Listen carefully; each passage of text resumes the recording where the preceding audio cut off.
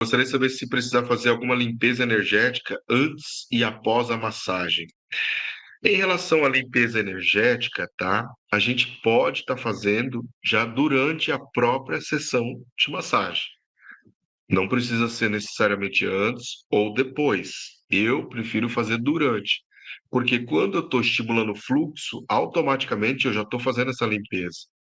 Quando eu estou descalço, automaticamente eu já estou reabsorvendo essa energia negativa e mandando para o solo. Automaticamente, quando eu estou com um pensamento positivo, eu estou expulsando aquela energia negativa de onde eu estou encostando. Quando eu toco no cliente, e o meu pensamento positivo, ele, ele expulsa, ele elimina, tá? Essa energia negativa do cliente. Então, na minha concepção, a gente faz um trabalho durante a realização da massagem. Eu sei que quem trabalha mais afinco com energia pode trabalhar um reiki, alguma outra forma, antes e depois, tudo bem, não tem problema. Mas como eu não tenho essa prática, né, de trabalho de energia, de antes e depois, tá?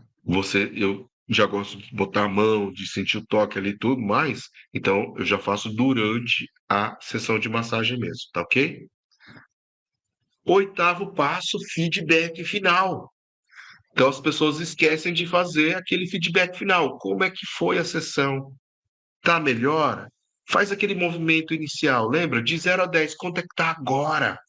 Tem que perguntar ali no final. Quanto a gente fez no começo, agora a gente vai fazer no final. Porque é só assim que você vai conseguir fazer com que o seu cliente perceba o que você fez. Se o que você fez melhorou a dor dele, a queixa dele. E aí ele vai mesmo perceber. Ah, agora tá indo mais, ó. Né? Sinto mais leve, sinto mais leve. Tô mais.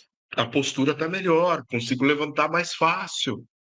Então, isso tudo é o feedback final que a gente tem que estar pegando ali para justamente conseguir gerar um resultado. Não tenha dúvidas que isso é muito importante, tá? Então, oitavo passo, feedback final. Por que que tem que ter esse feedback final? Para que ele perceba o quanto você melhorou a queixa dele. Ele tem que gerar essa percepção. Ele tem que perceber isso por si só. Como que a gente faz isso? Perguntando no final, como que está a sua dor agora de 0 a 10? Aí ele vai falar, ah, agora está 5. Lembra que estava 8 no começo? Então estava de forte, agora baixou para moderada, leve, tá? Ah, baixou para 3. Ah, melhor ainda. Quantos por cento não melhorou? Entendeu? Você vai relembrar ele como é que estava lá no começo. Movimento. Ah, é sentar, é agachar, é levantar, é virar para um lado, para o outro, é o braço, é o joelho. O que estava pior? Como é que está agora? O movimento. E ele vai percebendo por si só. Então, isso é importante a gente, né, marcar. Nono passo, orientações finais. Às vezes, tá? É, eu vejo um pessoal iniciante que erra muito aqui. Porque ou o cara é de não dar nenhuma orientação para o cliente, ou o cara erra por dar muita orientação para o cliente. Eu gosto de dar três orientações. Três orientações, no máximo três, de 2 a 3. Porque aí a chance dele realizar essas orientações aumenta mais. Se você dá mais que três orientações, ele vai esquecer. Ele fala: nossa, meu cara falou que eu tinha que fazer um monte de coisa lá, meu, mas não tenho nem tempo para fazer nada. Então, de 2, no máximo 3. O que basicamente a gente sempre tem que orientar quando a pessoa tem contratura, tem tensão, que é 80, 90% dos casos que a gente atende, tem que fazer compressa quente em casa, tem que fazer compressa quente. Agora, o problema também dessa orientação é que a gente tem que saber orientar o cliente. Então, eu tenho que explicar direitinho para ele como que ele tem que fazer a compressa, que tem que ficar 15, 20 minutos quente. na região. Se não tiver quente, pode ficar 1 hora com a compressa lá que não vai resolver. E aí eu te digo um negócio, sabe essas compressas térmicas de micro-ondas? Elas são boas, funcionam. Eu tenho na minha clínica, eu uso, digo, recomendo, mas ela esfria rápido. Então o cliente vai colocar 10 minutos, vai esquentar de novo e vai botar mais 10 minutos. Você tem que orientar isso para ele fazer. Se a pessoa tem manta térmica, beleza, aí já mantém a temperatura por mais tempo. Se a pessoa usa água quente, beleza, a água tende a manter a temperatura quente mais tempo. Então, se ferveu, chegou a 100 graus, para diminuir, modo mais significativo, 20 minutos, ele perde ali. Você enrola numa toalha para perder menos calor, tá? E aí, conforme vai passando o tempo, você pode até já tirar a toalha, porque já equilibrou mais a temperatura, mas continua quente o suficiente. E por que que isso é importante? Porque a nossa temperatura corporal é o quê?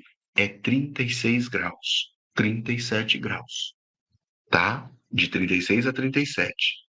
Se, então, a compressa quente estiver na mesma temperatura, ou abaixo de 37, o que que vai acontecer? Nada. Nada. A pessoa pode ficar 20, 30 horas com a compressa, né? Não vai resolver nada. E é quente, mas não resolve nada, porque não altera a temperatura corporal local. Para que a gente tenha o estímulo do fluxo de sangue e energia, porque sangue e energia caminham paralelos, se eu estimulo o sangue, eu automaticamente estimulo a energia.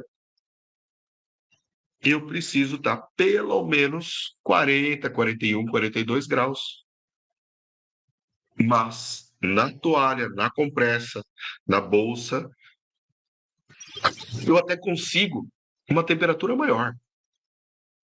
Eu suporto 40, 50, 60 graus tranquilamente. Então você eleva a temperatura.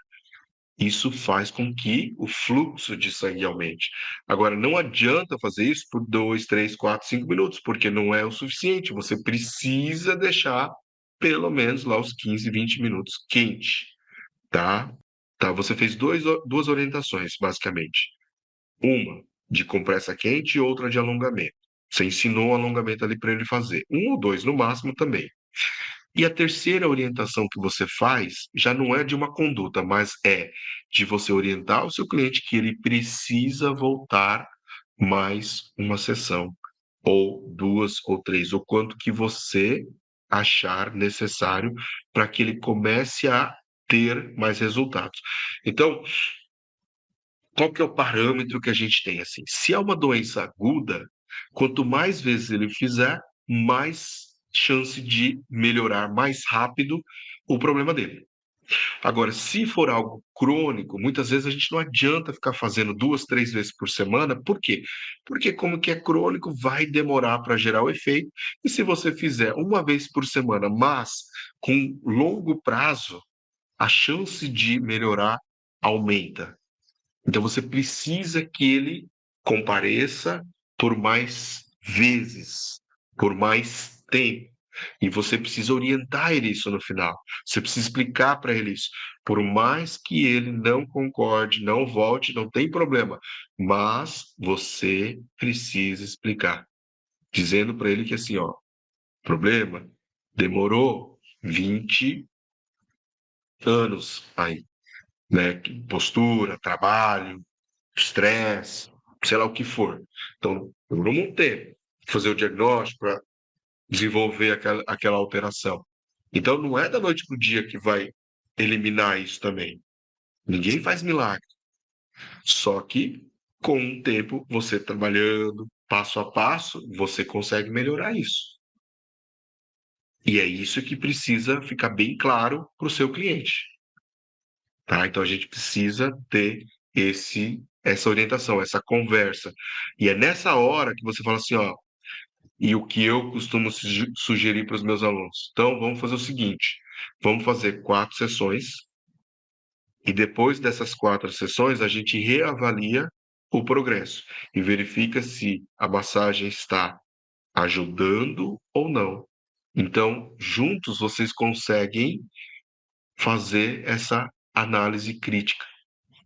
E isso é importante. E é por isso que os parâmetros de movimento de melhora, postura de melhora, tá? E nota de 0 a 10 auxiliam muito na hora da gente entender a queixa entender se resolveu ou não, se está melhorando ou não a dor do cliente. E aí você precisa anotar isso, porque de uma para outra sessão, às vezes você lembra, mas agora da primeira para a quarta, será que você vai lembrar de tudo isso?